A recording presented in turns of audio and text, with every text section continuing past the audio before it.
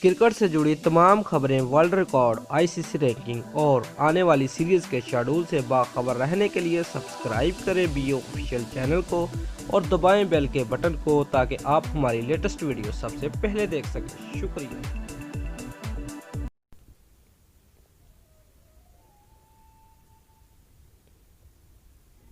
Viewers, Pakistan ने तीसरे और आखिरी टी20 में न्यूजीलैंड को जीत के लिए 167 रन का हदफ दिया।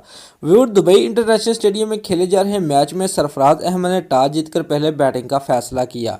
पाकिस्तान की जानब से इनिंग का आगाज फखर जमान और बाबर आजम ने किया। पाकिस्तान की पहली विकेट 29 के स्कोर पर गिरी जब फखर जमान 11 रन बनाकर लुकी फर्गूसन का शिकार बन गए।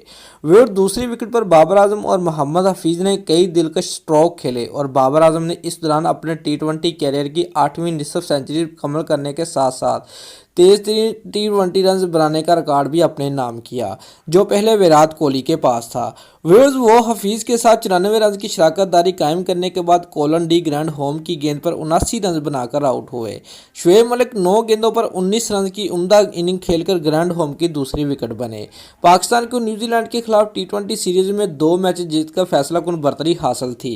ग्रीन शर्ट ने टीम में 2 तब्दीलियां की थी। शाहीन अफरीदी और हसन अली को आराम देकर वकास मकसूद को डेब्यू करवाने के साथ उस्मान शवारी को हतमी 11 में शामिल किया गया। व्यूअर्स, पाकिस्तान ने 31 अक्टूबर को खेले गए पहले टी20 मैच में दिलचस्प मुकाबले के बाद केवीज को 2 रन से शिकस्त दी, जबकि दूसरे मैच में भी पाकिस्तान ने न्यूजीलैंड को 6 विकेटों से शिकस्त दी। व्यूअर्स, केवीज के खिलाफ सीरीज में फैसला कुन बरतरी हासिल करने के बाद पाकिस्तान ने मुसलसल 11वें टी20 सीरीज अपने नाम करने का एजाज हासिल किया।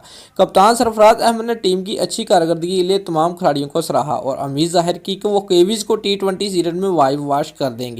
व्यूअर्स, अगर आपको हमारी ये वीडियो पसंद आई है तो लाइक और कमेंट लाजमी करें और हमारे चैनल को सब्सक्राइब करना मत भूलिए। शुक्रिया।